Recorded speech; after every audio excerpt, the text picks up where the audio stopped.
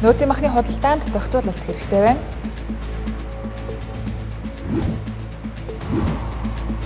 Ерөнхийдөө дасан алтан хуяг оюу толгоогоос ашиг, ногдол ашиг авах цаг болсныг санууллаа.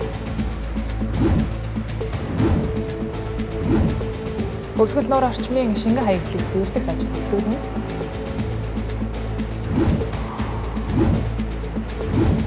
Бизнесийн аль салбарт төр огт оролцохгүй вэ гэдгээ тодорхойлно.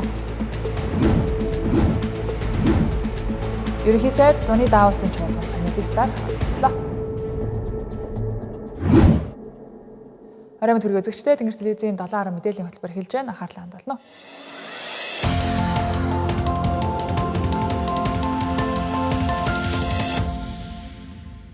Засгийн газар Rio Tinto компанитай хэлцэл хийж эхний ээлжинд менежментийн төлбөрийг 2 дахин бууруулахаар тохиролцсон. Гэвч оюу толгоогоос Монгол улс хизээ ногдол ашиг авах вэ гэдэг нь бүрхэг хэвээр байна. Оюу толгойн хөрөнгө оруулалтын гэрээг анх үзэглэж байх үед тэргүүн шадар сайдаар ажиллаж байсан Алтан хуяг гишүүн өнөөдөр мэдээлэл хийж монголчууд ногдол ашиг авах цаг нь болсон. Үүнд засгийн газрын хүчин чармайлт дутагдж байгааг шүүмжиллээ. Тодорхойлбол анх гэрээ байгуулах үед хийсэн танилцуулгаар Монгол улс анхны ногдол ашигаа 2019-2020 он гэхэд авахар байсан. Гэтэл 6 жилийн хугацаа өнгөрч байхад ногдол ашигаа авахгүй сууж байна гэдэг буруу гэлээ. Хувь нийлүүлэгчдийн гэрээ гэж компаниудын хооронд байгуулсан гэрээ байгаа. Тэгэхээр их хурл засгийн газар гэхгүйгээр тэр компаниудын хооронд байгуулсан гэрээнд өөрчлөлт оруулах замаар зээлийн хүү, хоригдлогдсон хүүгээд эднийг бол нийгмээр шийдчих юм бол бид нар өнөөдөр ногдол ашиг авах боломжтой болно. Өнөөдөр шүү 6 жил өнгөрсөн ч гэсэн. Өнөөдрийн байдлаар оюу толгой бол энэ жилийн үржилсэн дүнгээр бол нэг 5 тэрбум Америк доллар ашигтай ажиллана. 5 тэрбум Америк доллар ашигтай ажиллахаар 34% ногдох ашиг авах юм бол бид нар нэг тэрбум 500-600 сая доллар авна. Их мөнгө шүү дээ. Чингис бонд гэдэг 1.5 тэрбум Америк долларын бонд босгоод бид нар ямар их бүтээн байгуулалт хийж илээ. Тэгэхээр ингээд мөнгө ч байгаамаа мөнгөө энэ засаг төр нь одоо шахаад шаардаад иргэдтэйгээ хэрэлдэж яхахын оронд тэр гадаадын хөрөнгө оруулсан хүмүүстэй харилцан ашигтай байх нөхцөлөө тавиад энийг аваач гэж ингэж хэлж байгаа. Оюу толгой менежментийн төлбөрийг бол одоо засгийн газар зохисон үүрэг даалгаврын дагуу 50% бууруулсан. За одоо зээлийн хүүг бууруулах хэлэлцээр Менцэгийн сайд ахлаад ажиллаж байна. За тэгээд энэ зээлийн хүүг бууруулна гэдэг чинь өөрөө ногдол ашиг наашлуулах тухай асуудал байгаа. Ер нь бол Монгол Улсын засгийн газар бид яг ард түмтэйгээ ижилхэн байр суурьтай байгаа. Ногдол ашигаа эрт авах хэрэгтэй бид нар. Нэг хоёрдугаарт зээлийн хүү өндөр байна. Манай улсад ашиггүй байна. За гуравдугаарт менежментийн төлбөр өндөр байна. Манай улсад ашиггүй байна. Яг ижилхэн ийм байр суурьтай байгаа. Ерөнхийлөгчийн сонгуульд хэнийг нэр дэвшүүлэх вэ гэдэг ардчилсан намын дотоод сунгаа өнөөдрөөс эхэлж байна. Мөн 2028 оны парламентын сонгуульд нэр дэвших хүсэлтэй хүмүүсээч энэ сарын 29-ноос эхлэн бүртгэхээр болжээ. Нэр дэвшигчдэд тавигдах шаардлагыг ардчилсан намын удирдлагууд өнөөдөр танилцууллаа. Тэдний хэлж байгаагаар намын гишүүдийн итгэлийг хүлээсэн дотоод сонгуулиар шүүгдсэн хүмүүсийг ардчилсан нам сойх юм байна. Нэг ясандаа намдааж танигдаагүй байж тооноор орж ирэхсэд хаалт хийх чиглэлийг барьж байгааг хэллээ. 2024 оны сонгуулиар ардчилсан намын жигсаалтын 48 кандидат олонний хил амны бай болжээ. За мөнгө төлсөн жигсаалтад багтсан намдаа хандив их өгсөн нь урдуур бичигдсэн гих зэрэг шүүмжлэл нийгмийн сүлжээнд хүчтэй өрнөж исэн. Энэ нь ч дандаа мэргэжлийн экспертүүдээр жигсаалтаа өнгөлсөн Монгол Ардын намтай харьцуулагдаж ардчилсан намд асах оноолж исэн. За тэгвэл эх сонгуулиар ардчилсан нам энэ алтаагаа давтахгүй байх гэж хичээж байгаа бололтой. За энэ дэж намын анхан болон дунд чатанд ажиллаж гишүүдтэй танигдсан намынхаа үнэт зүйлсийг хамгаалж ирсэн хүмүүсийг нэр дэвшүүлнэ гэж мэдэгдлээ. За мөн ерөнхийлөгчид нэр дэвших хүнийг ч Монгол Ардын намаас захиалдаг гэх шүүмжлэлд цэг тавина гэлээ. Ан ман ялгаагүй гэдэг ойлголтыг өнөөгийн эрх баригчид Монгол Ардын намын зүгээс явуулахыг хичээдэг. Манайх муу тэгтээ ан ялгаагүй штэ гэдэг байр суурьлуу одоо хамтдахыг хичээдэг. Харин бид бүгдийн энэ өнөөдрөөс эхэлж байгаа энэ албан ёсны үйл ажиллагаа ардчилсан нам бол өөрөө бид нар зөвхөн сонгуульд зориулсан ялахын төлөө улс төрийн хүчин бишээ.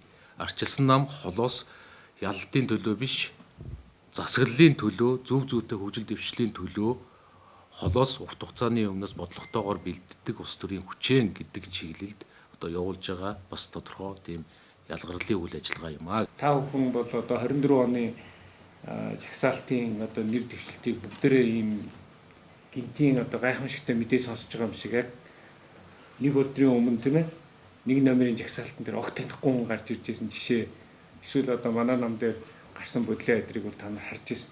Ийм зүйлүүдээс биднес сэргийлж явах нь цаашдаа Монгол улсын хөгжил дэвшил энэ улс төрийн намуудын өөрсдийнх нь хариуцлага байх ёстой гэж үзэж байгаа учраас бид нар дөрөндөө өөрчлөлт шинжилгээгээд энэ ажиллагааг 24 сарын өмнө эхлүүлж байгаамаа. Нөгөө талдаа ардчилсан намын үндсэн дүрмд зөвхөн үндэсний бодлогын хорооны гишүүн улсын хурлын сонгуульд нэр дэвшинэ гэсэн хатуу заалт бий. За энэ заалтаар бол үндэсний бодлогын хорооны гишүүнээр сонгогдож чадаагүй Лодой Самбуу, Жаргал сайхан, Цогтбаатар тэргүүтээ 8 улсын хурлын гишүүн эх сонгуулиар нэр дэвших боломжгүй нөхцөл байдал үүсэж байгаа юм. Тэгвэл энэ заалтыг хасах шаардлагатай гэж зарим гишүүд үзэж байгаагаа илэрхийлсэн. За ийм эх сонгуулиас өмнө энэ заалтыг хасах асуудал ардчилсан нам дотор яригдах нь тодорхой болж байна. Монголд хамгийн өндөр цалинтай хүмүүс бол төрийн эмчит компаниудын захирлууд болон төлөөлөл удирдах зөвлөлийн гишүүд гэхэд хэлсдэхгүй. Компани нь өөртөө ард түмний нуруунд ачаалал болж байхад тэд сардаа 20-с 30 сая төгрөгийн цалин урамшуулал авч байна. Өнөөдөр улсын хурлын чуулганы танхимд тэдгээр нууц ноёнтнуудын цалин, компанитай нэртэй нь хамт зарим гишүүд нэг нэгэнгүй зарлалаа.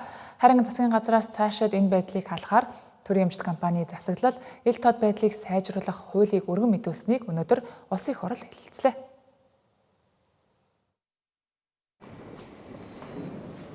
Төрийн эмчит компанийн дарга нар ажиллаа хийж чаддаггүй хэрнээ өндөр цалин авдгаас гадна авилга албан тушаалын хэрэгт ч холбогддог.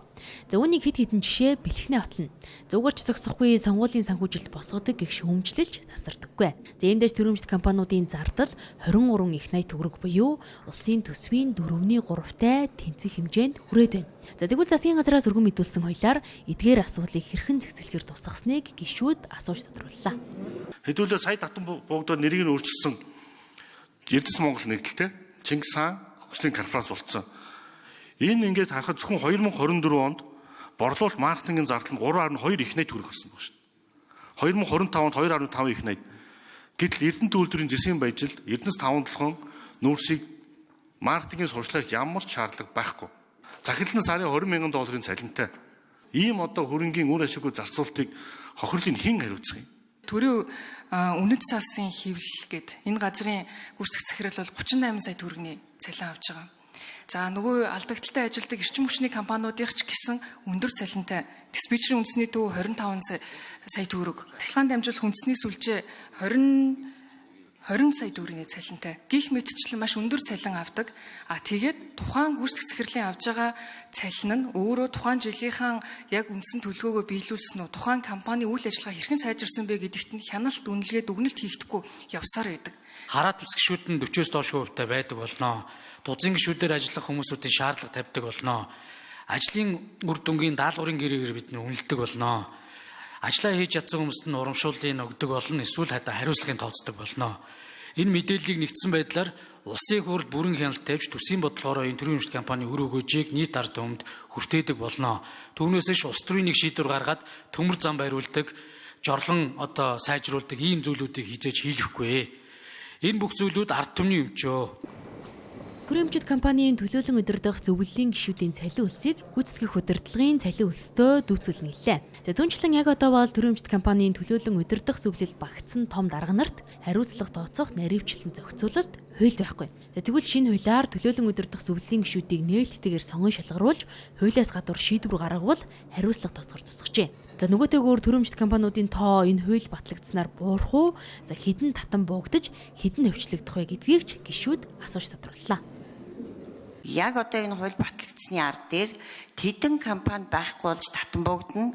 Тэг яг ийм чиглэлээр дахиж тийм компани баригдахгүй гэсэн баталгаа хоригдсан заалт одоо энэ хуулинд ямар маягаар тусгагдсан бэ? Судалгаатай холбоотой болно. Судалсан тийм тоо баримт хувь байна уу? Улсын хурал өөрөө чиглэл өгөөд ийм компаниуд чинь төртөө одоо хувийн хвшилтэд давхардаж бизнес хийж болохгүй маа гэдэг дээрээ бид даалгавар өгж үүнийг намар бид орж батлах хэрэгтэй энэ хуулийн ард дээр. Тэгэхээр энэ хууль батлагдсанараа дараагийн одоо хяналт тавьж ажиллах боломжууд энэ дээр гарах юм байна. Улсын хурлаас төрөмжит компаниудын засаглалыг ил тод болгох энэ хуулийг баталчихвал эрх намраас төрөмжит компанийг хувьчлах, татан буулгах асуудлыг оруулж ирнэ гэлээ. Үндсэндээ энэ хуулиар суурь зарчмаа баталчихвал төрөмжит компанийн реформын эхлэл тавигдана гэдгийг ажлын хэсгийн гишүүд хэлж байлаа. За энэхүү төрийн өмчийг хувийн компани шигээ удирдах, татвар төлөгчдийн мөнгөөр туйлдаг үеийг төгсөхгүй, за илээсвэл энэ хууль зөвхөн цаасан дээр үлдэхгүй гэдгийг нийгэм анхааралтай ажиглаж байна. Бизнесээ дарамтгүй чөлөөтэй эрхлэх боломжийг олгох том өөрчлөлт төрийн ордонд хэлэлцэгдэж эхэллээ. Засгийн газраас өргөн мэдүүлсэн бизнесийн эрх чөлөөний тухай хуулийг улсын хурал хэлэлцэж эхэллээ. Нийгэмд хүлээлттэй байгаа энэ реформ маш нүсэр бүтэцтэй буюу олон хуулийг дагалдуулж байгаагаар онцлог. Энэ чинээгээрээ нихур хандах даалгавар парламентэд ногдож байна. Улсын хурлын гишүүдийн зүгээс хамгийн эхэлж байсан шүүмжлэл бол хуулийн нэр агуулга 2 зөрж байна гэх өнцөг юм. За энэ хуулиар төрийн оролцоог хомих биш хуульчлах эрсдэл бий гэх болгоомжлолч байгааг хэлж байлаа. За түүнчлэн хуулийн зарим заалтууд нь зүгээр л дэмжин хамгаална гэсэн ерөнхий тунхагийн шинжтэй яг амьдрал дээр яаж хэрэгжих нь тодорхойгүй байна гэх шүүмжлэлж гарлаа. Аймаг нийслэл ингээд дураараа жишүүр бий болгодог асуудал байна. Нөгөө бүртгэл нэрээр за иргэдийн хурал нь нэг тогтоол гаргаал тэгэл бүртгэж байгаа гээл нөгөө үсчин гоо сайхан 8 нэрийн барааны дэлгүүр гэдэг нөгөө бүртгэл нэрээр бүгдийг жишөөрүүлжлээд хайчдаг. Тэгээ эн чинь бараг 100 гаруй жишөөрөл одоо тухайлбал нийслэл бол ингээ гаргацсан байсан. Тэгээ энийг уг нь хязгаарлалт хийх хуулийнхын төслийн үгэнд бичиж өгсөн. Тэгээ энийг хамт өргөн бариагүй юм л да. Тэгээ энэ дэр хязгаарлалтыг зохицуулалтаа ер нь яаж энэ хуулиар хангах вэ гэдгийг асуучмаар байна. Эдийн засгийн эрхчлөөний хууль батлагдсанаар цаашид одоо ийм зөвшөөрлүүдийг бол ингэж дураараа батлахгүй ийм хязгаарлалтууд ийм зарчмуудаа бол томьёолж байгаа. Гэхдээ бол яг одоо гасварын гавьяа гишүүний хэлж байгааг бол ойлгож байна. Сая жишээлх юм бол одоо бидний эдийн засгийн эрхчлөөний хуулийг хэлж явах явцад давхар шин төрлийн зөвшөөрлүүд бий болгож байгаа бас хуулиуд орж ирээд байгаа нь бол асуудалтай байна. Өөр хуулиудаар. Яамдын болон агентлагуудын бас орон нутгийнхны нэмдэг энэ одоо бичгүүрмтийг хязгаарлах ийм заалтыг заавал оруулах ёстой шүү гэдгийг хэлмээр байна. Мэдээллийн төвшөнд явуулах одоо нийтийн үйлчилгээний одоо энэ асуудлууд хасагдсан байлээ. Тэгэхээр мэдээллийн төвшөнд шууд одоо нээлттэй үйл ажиллагаагаа явуулна гэж ярьсан байгаа асуудлууд хэрхэн яаж шийдвэрлэгдэхээр байгаа вэ? Улсын хурлын гишүүдийн хувьд ч гэсэн энэ зүйл залт бол бас тодорхой хэмжээнд зохицуулагдах ёстой гэж бодчиход энэ хууль залтуудыг оруулж ирэх ёстой, оруулж ирнэ гэсэн хүлээлт байна. Энд бас нэг том өөрчлөлт сайхан бид нар нээсэн e-бизнес CGM гэж байгаа. Энэ системд бизнес эрхлэгч хаана юу хийхээ мэддэгдээд хүлээлгүйгээр шууд одоо бизнесийн үйл ажиллагааг нээх эрхийг нээж байгаа. 8 төрлийн 146 бизнес эхний ээлжинд e-бизнест ороод одоо альва тийм төрийн зөвшөөрлөөс чөлөөлөгдсөн байгаа. За түнчлэн төр бизнесийнхээ зогсоохгүйгээр бизнесийн эрхчлөөний тухай ярих нь өрөөсгөл гих өнцөгч хүчтэй байлаа. За тэгвэл засгийн газрын өргөн мэдүүлсэн хуульд төр айл салбарт ямар чиглэлээр үйл ажиллагаа явуулж болохгүй вэ гэдгийг тодорхойлсон гэдгийг ажлын хэсгийнхэн тайлбарласан юм а. За мөн энэ хууль батлагдсны дараагаар бизнесийн эрхчлөөний тайланг жил бүр улсын хурлд тайлганд болох юм байна. Ардчлалын чанарыг хэмжих нэг чухал үзүүлэлт бол улс төрийн намын санхүүжилтийн ил тод байдал. Намууд хаанаас санхүүжиж түүнийг хэрхэн зарцуулж байгааг олон нийт мэдэх хэрэгтэй. Гэвч улс төрийн намууд сонгуулийн жил сонгуулийн зардлаа тайлангаа үндэсний аудитын газарт тайлгандагч улс төрийн намын санхүүгийн бүрэн тайлан олон нийтэд ил тод байдаггүй байсан нь удаан хугацаанд шүүмжлэлт дагуулсаар ирсэн. Харин улс төрийн намын тухай хуульд өөрчлөлт орж хүчин төгөлдөр хэрэгжих болсноор намуудын санхүүгийн бүрэн тайлантай иргэд сонгогчид танилцах боломж бүрдсэн юм а. Үзэгчтэй манаас хоромчлох баг сонгуулийн ерөнхий хорооноос зохион байгуулж байгаа улс төрийн намуудын санхүүгийн ил тод байдал гэдэг үзэгслэн дээр ирсэн байна. Энд нэг та бүхэн сонирхолтой тоог харуулъя. За жишээ нь одоо улс төрийн уугуун хүчин Монгол ардын нам 316 мянган гаруй гишүүнтэй. За ардчилсан намын хувьд 210 мянган гаруй одоо гишүүнтэй гэсэн юм тоонууд. Энэ бол улс төрийн намуудын гишүүнчлийн тоо. Улс төрийн намын гишүүн болгон одоо намынхаа дүрмээр намдаа жил болгон гишүүнчлийн татвар төлөх ёстой. За тэгвэл энэ дээрээс харцгаая. 316 мянган гишүүнтэй Монгол Ардын намаас 2025 онд ердөө 231 хүн л намын гишүүнчлийн татвараа төлсөн байх жишээтэй. Тэгвэл 200 гаруй мянган гишүүнтэй ардчилсан намаас 2025 онд ердөө 2142 хүн л гишүүнийхээ татварыг төлсөн байх жишээтэй. За дараагийн нэг сонирхолтой хүснэгтийг бүгдээр харъя. Улс төрийн намын өөрийн хөрөнгө чинь. За Монгол Ардын нам 31 тэрбум 482 сая гаруй хөрөнгөтэйгөөрөө одоо Монголын 30 гаруй улс төрийн намыг бол тэргүүлж байна. За ардчилсан нам бол 1 тэрбум 146 сая гаруй өөрийн хөрөнгөтэй байх жишээ нь. За хүн намын хувьд бол 266 сая төгрөг гихчлэн ингэ явж байна. Эндээс ардчилсан намын хувьд 1 тэрбум 146 сая гэж байгаа бол Монгол Ардын намынх 31 тэрбум 482 сая гэдэг бол маш өндөр тоо гэдгийг бусад 30 гаруй намаасаа нийлүүлсэн өөрийнх нь хөрөнгөөс ч хэд дахин давсан хөрөнгө Монгол Ардын намд төвлөрж байна гэдгийг эндээс харж болохоор юм. Сонгуулийн ерөнхий хороо болон Хараат бус хөндлөнгийн аудитын дүгнэлтээс харахад Хараат бус аудитаас 76 төрлийн зөвлөмж, 6 төрлийн албан шаардлагыг улс төрийн намуудад өгчээ. Харин сонгуулийн ерөнхий хороо 158 төрлийн зөвлөмжийг өгчээ. Эндээс дүгнэхэд Монголын улс төрийн намууд нэгтлэн бодох бүртгэлийн мэрэгжлийн боловсон хүчингүй энэ хуулийн хэрэгжилтийг учир дутагдaltaй хангаж байгаа гэсэн дүгнэлтэд хүрэхээр байгаамаа. Монгол улс энэс өмнө бол улс төрийн намын санхүүжилт үйл ажиллагааны тайлангийнхын талаар мэдээлэл бол ил тод байгаагүй, хаана хийзээ, хэн тайлагдсан тодорхой байгаагүй. Тийм учраас энэ хуулийг анх удаа хэрэгжүүлж байгаа учраас үүнээс цаашгаа бол засан залруулалт олон нийт өөрөө энийг мэдэх эрх зүйн хувьд хараа хяналтандаа оруулж шаардах мэдээлэл авах эрхийг хангах эхний алхам хийгдэж байна гэсэн үг. Гэхдээ анх удаага төрөөс улс төрийн намд санхүүжилт өгч байгаа тохиолдол энэ биш гэдгийг хэлэх нь зүйтэй. 1996 оноос хойш намуудад авсан суудлынхын тоогоор санхүүжилт өгч ирсэн байдаг.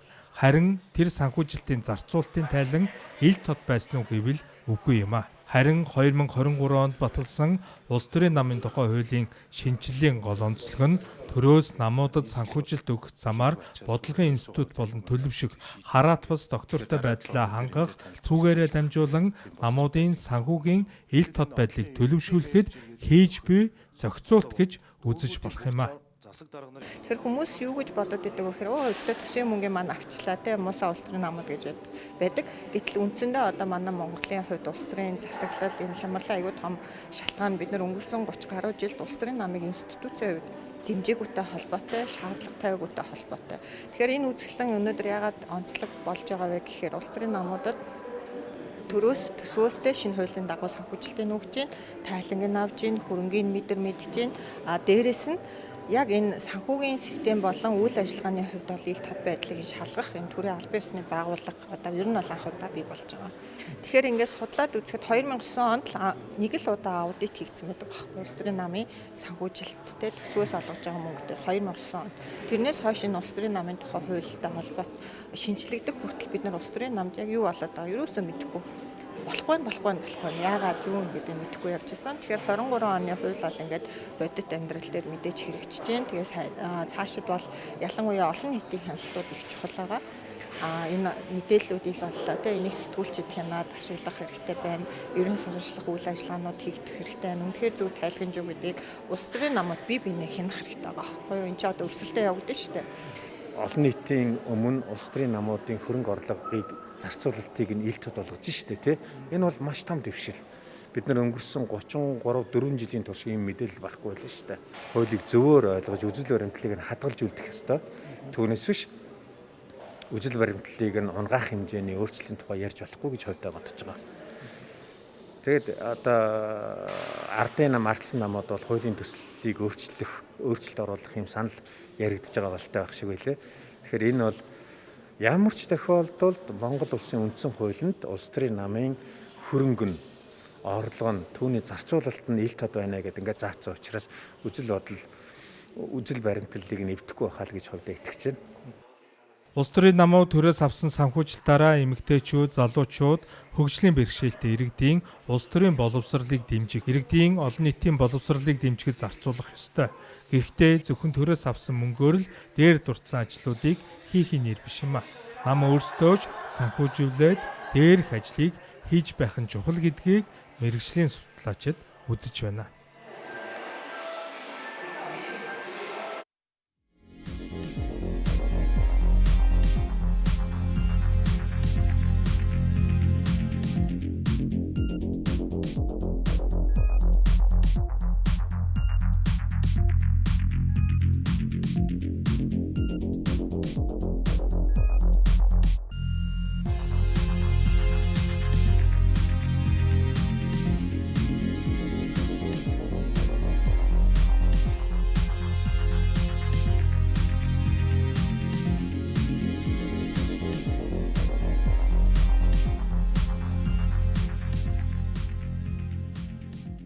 Тэнгэр телевизийн 7 мэдээллийн хөтөлбөр студиэс шууд үргэлжилж байна.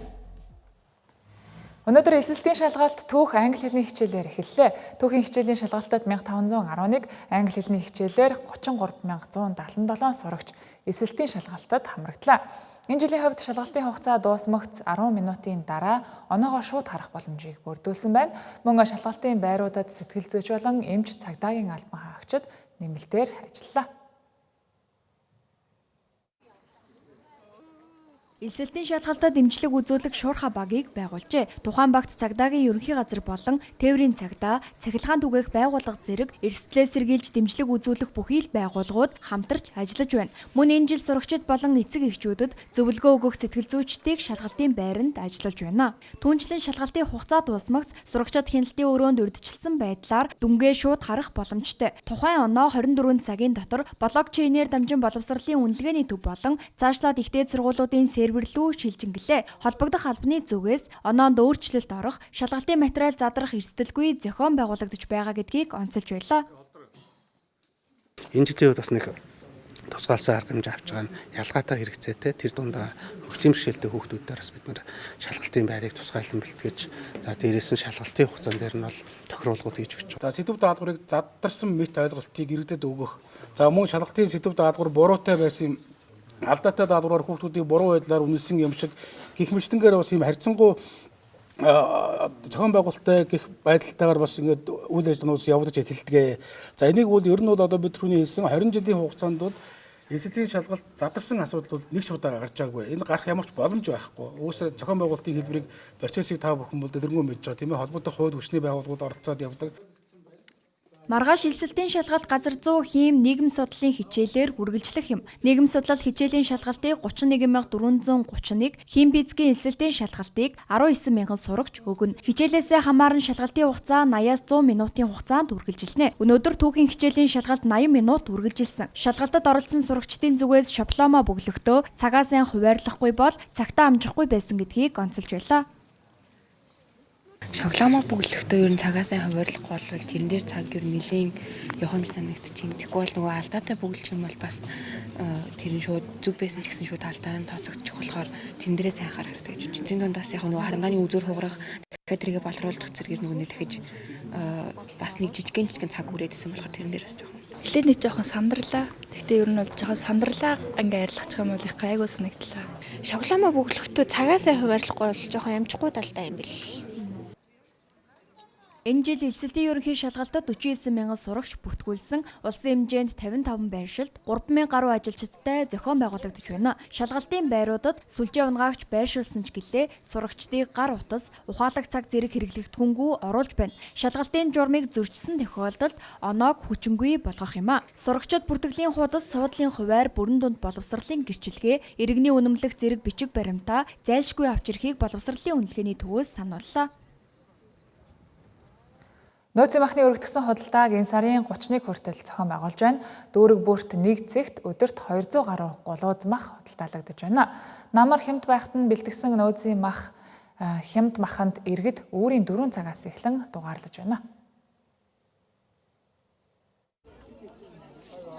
Нөөцийн махны өргөтгсөн худалдаагаар хоньны мах 1 кг нь 13,000, үхрийн мах 15,000-аар худалдаалагдаж байна. Нэг хоньны гулууц 200-аас 350,000 төгрөгийн хооронд үнэтэй байна. Жишээлбэл Баянзүрх дүүргийн 4-р хороонд нөөцийн махны худалдаа 10 цагаас эхэлсэн. Энэхүү өргөтгсөн худалдаанд 200 гулууц мах ирсэн ч тухайн цагт 500 орчим иргэн нөөцийн маханд дугаарласан байсан учраас тал хүрэхгүй хувь нь л өнөөдөр гэртээ махтаа хэрсэн байна. Хэдий хэр хэмжээний мах борлуулах гэж байгаагаа дугаар таслахгүй байгаагаас олон хүн нэг дороо удаан хүлээж үүмээ нүүсч байгааг иргэд шүүмжилж байлаа. Түүнчлэн зохион байгуулалтын хараа хяналт сул худалдаа эрхлэгчид таньдаг хүмүүстэй ногоон гэрлээр өгч байгаад гомдолтой байна гэлээ.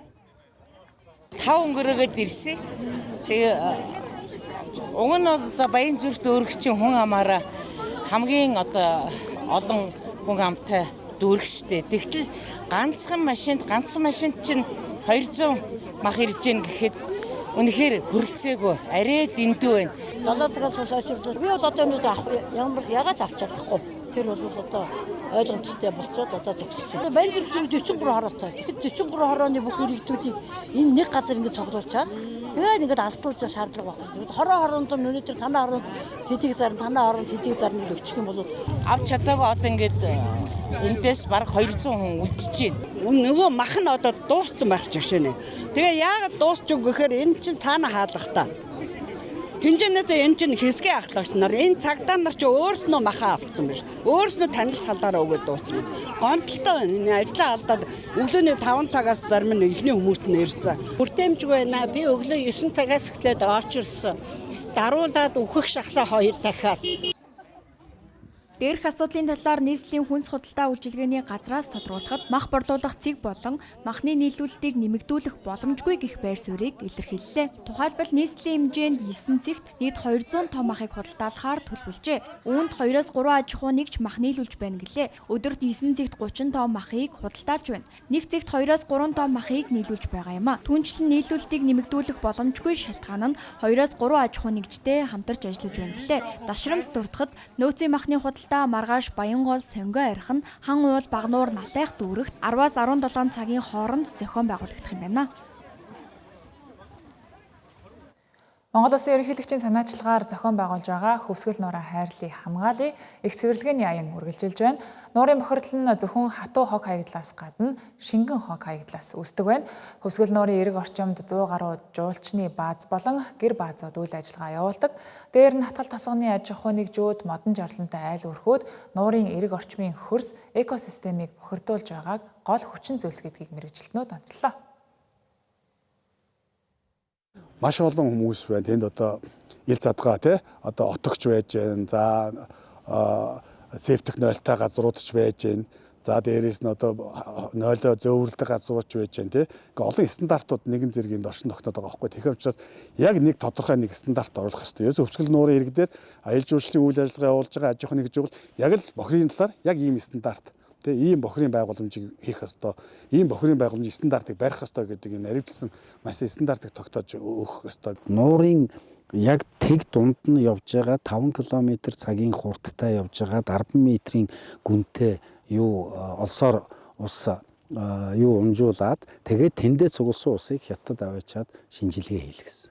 Гэтэл утсан хэлбэртэй, спираль хэлбэртэй гэж яриад микропластикийн бохирдлууд гарч ирсэн. Микропластикийн бохирдлууд бол 0.5 мм-с доош хэмжээтэй хүний нүдэнд үл харагдах. Одоо энэ ундааны шил энтер чинь задраад ийм болж байна л гэсэн үг. Тэр ямар аюултай вэ гэхээр хамгийн эхлээд арайч нэг стампнаас арай том учраас болохгүй бах. Жижиг биетийн нөгөө бичил биетнүүдээс авахуулаа тэгээд усанд амьдарч байгаа загаснууд бүх зүйлүүдээр дамжаад тэгээд бидэнд ирнэ гэсэн үг. Дэлхийн цэнгэг усны 1.4%-ийг Монгол орны цэнгэг усны 70 гаруй хувийг бүрдүүлдэг хөвсгөл нуурын усны бохирдол нэгэнт үүссэнийг мэргэжилтнүүд инхүү онцолж байна. Хатгал тосгоны хувьд 2023 оноос Азийн хөгжлийн банкны санхүүжилтээр өдөрт 75 м3 бохир ус цэвэрлэх байгууламжийг ашиглалтанд оруулжээ. Энэ нь хөвсгөл нуур орчмын шингэн хог хаягдлыг шийдвэрлэх гол гарц болсон ч жуулчдын оргил саруудад ачааллаа дийлэхгүй хэмжээнд хүрдэг байна. Түүнээс гадна бүх жуулчны бааз, гэр баазууд шингэн хог хаягдлаа цэвэрлэх байгууламжид хөрвүүлдэггүй гэх асуудалч өнөөдөр тавигдж байна. Хатгал тосгон өөрөө цэвэр бохир усны системтэй болох хэрэгтэй. тэгжээж энэ асуудлыг шийдэхгүй бол ер нь одоо манай хатгал тосхонд бол яг төвдө 700 гаруй өрх байна. Тэдний одоо нэг 10 хүрхүүгүй гэдэг хувь нь л нөгөө боловсон нойлтой, цордог нойлтой болсон. Бусд нь шингэлттайгаа л байгаа байхгүй. Тэгээд одоо эхний ээлжинд бол бид нөгөө нуурын хамгаалтын бүсд байгаа айл өрх аж ахуй нэгжүүдийг яг энэ стандарт шаардаад тэргээ хэрэгжүүлээд явж байгаа. Тэрнээс гадагшаа байж байгаа айл өрх нь бол одоо энгийн нойлтгой л байна гэсэн үг байхгүй. Одоо байгууламжийн одоо манад ирж байгаа бохор усны хэмжээ нь болохоор нэр төдий ирдэг газар байна. Үнэхээр одоо яг нийгмийн хариуцлагын хүрээнд одоо хангалттай одоо ингээд цооногоо ингээд бит хүмжтэй стандарттай цооног нь ингээд өрүүлжин байшин дотор ингээд цооногоо тавьдсан усаа нэвчүүлэхгүй соруулаад ирж байгаа газар байна. Тэр нь одоо доошо цооног нь шингэдэг ч юм уу яд чинь одоо ус нь маш бага ирдэг газрууд байна. Манай дээр бүртгэлгүй байгаа баазууд бол ирэхгүй байна гэсэн үг. Тэгэхээр би яг Хөсгөл нуурын ирээдүйгээр хэдэн баазууд би бол өөрөө мэдэхгүй байна. Манайд нэг 100-аад орчмын бааз одоогоор бохироо нийлүүлж байгаа. Хөвсгөл нуурын аялал жуулчлалын баазууд эрэг дагуух сум суурин газруудын шингэн хог хаягдал яг өнөөдрийн байдлаар бүрэн цэвэрлэгдэж чадахгүй байна. Холбогдох хяналтын байгууллагуудын байнгын ажиллагаа илүү өндөр хүчин чадалтай цэвэрлэх байгууламжуудыг шинээр нэмж барих, суурин газруудад цэвэр бохир усны шугам сүлжээнд холбох, нэгдсэн журам стандарттай болох зэргээр шийдвэрлэх шаардлагатай байгааг хэлж байлаа. Хөвсгөл нуурыг цэвэрлэх аянд нуур орчмын 7 сумын төрийн албан хаагчид, иргэд, малчид оролцож байгаа бөгөөд цэвэрлэгээний эхний үе шат 7 хоног үргэлжлэх юм. Аяны туршид Хөвсгөл нуур орчмын 800 гаруй километр талбайг цэвэрлэнэ.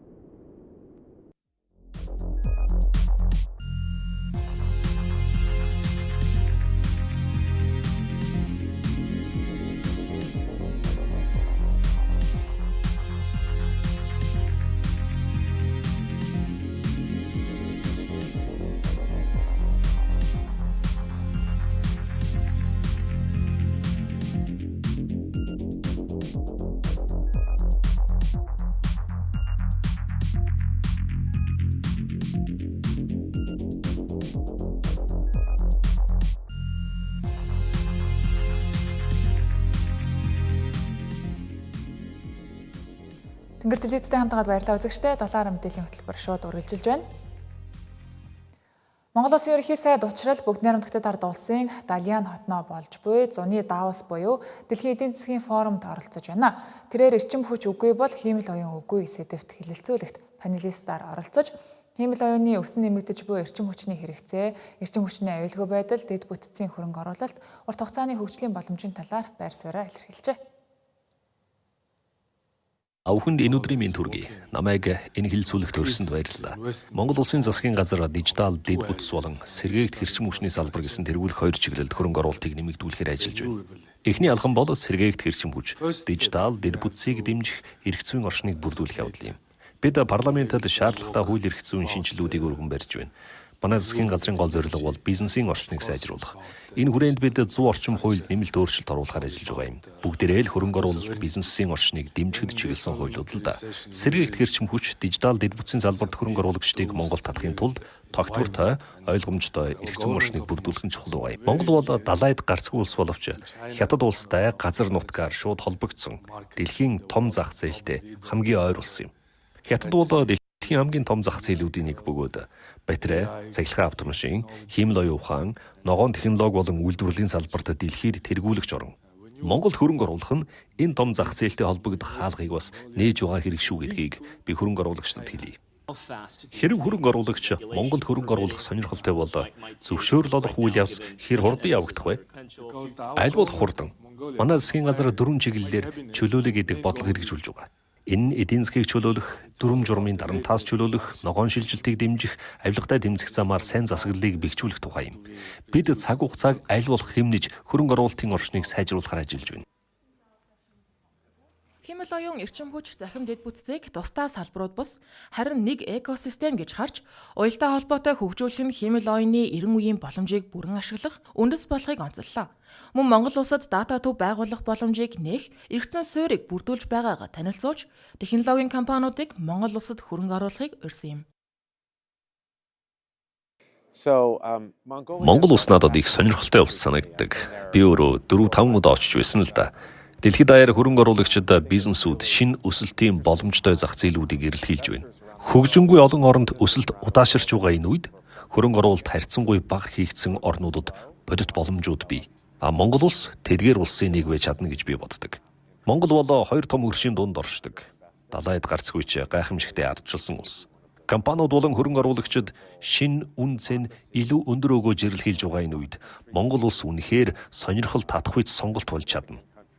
Хэрэв Монгол улс гадаадын шууд хөрөнгө оруулалт татахыг хүсэж байгаа бол бизнес хөрөнгө оруулалтын орчныг урьдчилан таамаглах боломжтой хялбар бас шударга байлгах хэрэгтэй.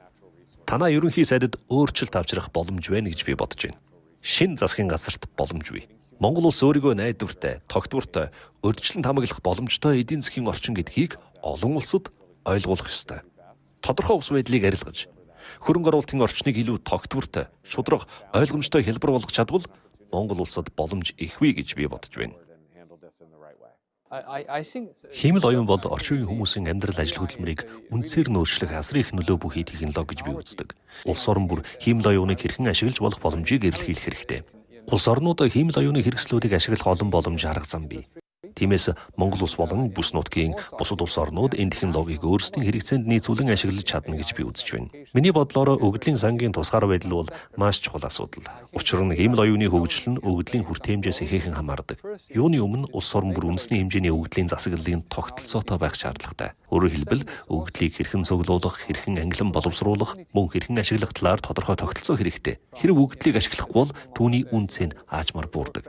Тиймээс хамгийн чухал нь ийм тогтолцоог бүрдүүлж, өгөгдлийн тусгаар байдал болон өгөгдөлд агуулгадж байгаа соёлын онцлог үнэт зүйлсийг сайтар хамгаалах явдлын үүний зэрэгцээ тухайн өгөгдлийг ашиглаж хиймэл оюуны салбарт эдийн засгийн үн цэнийг бүтээх боломжийг бүрдүүлэх хэрэгтэй.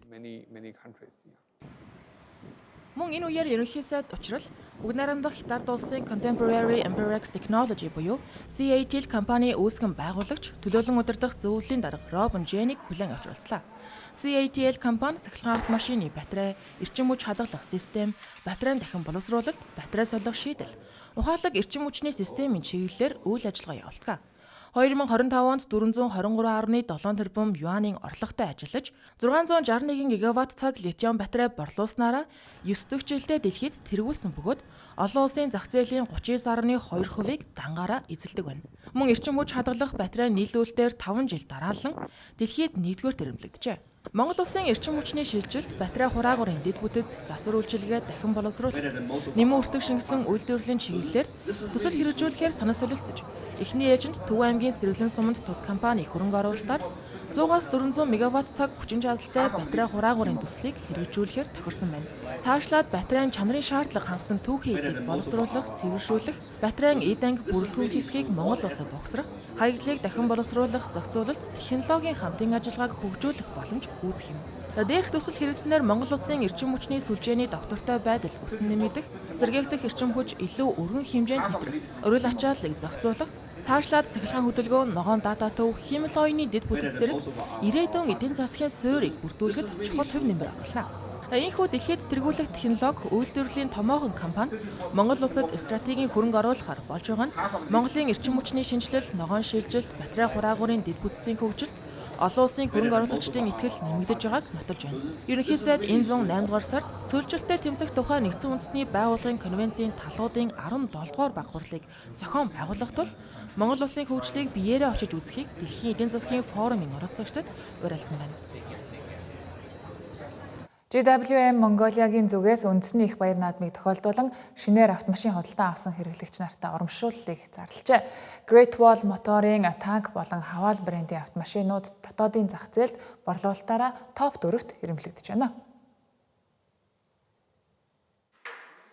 GWM Mongolian сүүлийн 4 жил автомашины салбарт хурд хүч өндөр технологиороо цойлж байгаа Хятадын хамгийн том автомашин үйлдвэрлэгчдийн нэг Great Wall моторын Power, Haval, танк брендийн автомашинуудыг албан ёсны эрхтэйгээр оруулж ирж байгаа лээ.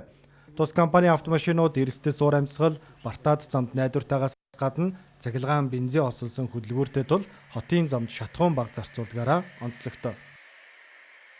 Яг одоо бид нар 7 сарын 16-ны хүртэл сонгогдсон загварууд дээр бүх замын буюу ET дугуй мөн 2 сая төгрөгийн эрэхтэй бензиний алтан карт тэгээд улсын дугаарыг дагалдуулж өгч байгаа. Энэ урамшуулал маань болохоор хаваал H5, хаваал H9, танк 500 загварууд дээр явж байгаа. Бүх машинууд дээр бид нар 3 жил 100 мянган км-ийн баталгаат хугацаа өгж байгаа мотор хоригдны үйлдвэрийн баталгаа байгаа. Бүгд найрамдахтад ордвол салбарын ёсны эрхтэй борлуулагчдад тухайн бүс нутаг тохирсон автомашинуудыг нийлүүлэх журам хэрэгжүүлж байгаа. Энэ нь албан бус газруудаас авсан тохиолдолд өөр цагуурын нөхцөл зориулан үйлдвэрлэсэн автомашинуудыг худалдан авах эрсдэлтээс гадна технологи системийн хувьд баталгаат бус байх магадлалтай байдаг. Гол нь манай машинууд бүгд арам чулаактай, дифференциал мост хүндрүүлэгчтэй ийм яг л цэвэр бартац замын машин байгаа. Тэгэхээр аялал жуулчлалын үеэр одоо хөдөө гадаа аялах байгаа хүмүүст одоо хамгийн одоо хэрэгцээтэй ийм загваруудыг бэлэг урамшуул зарласан байна. За манайхаас машин худалдаж авсан хүмүүст бол эхний 1000 км болон 5000 км дээр манайх үнгүй одоо ийм тос солих үйлчлэгээг үл үзүүлж байгаа. За тэгээд 3 жил эсвэл 100,000 км ийм баталгаат хугацааг бүх машинууд дээрээс олгож байгаа. Хаваал болон танк брендийн загварууд цахилгаан хөдөлгөөрөөр ашиглан 100-аас 200 км хүртэл явах хүчин чадалтай. Хүчирхэг үзүүлэлт өндөр технологиор тоноглогдсон эдгээр загваруудыг ногоон зээлд хамрагдан бага хүүтэйгээр худалдаа авах боломжтой юм а. Наадмын урамшуулалд хаваал H9, хаваал H5, танк 500 загварын автомашинуудыг худалдан авсан хэрэглэгч нар хамрагдах хэрэгтэй бөгөөд 7 сарын 16 хүртэл үргэлжилнэ. Тэнгэр телевизийн 7 мэдээллийн хөтөлбөр студиэс шууд хүрлээ. Анхаарал танд насанд баярлалаа.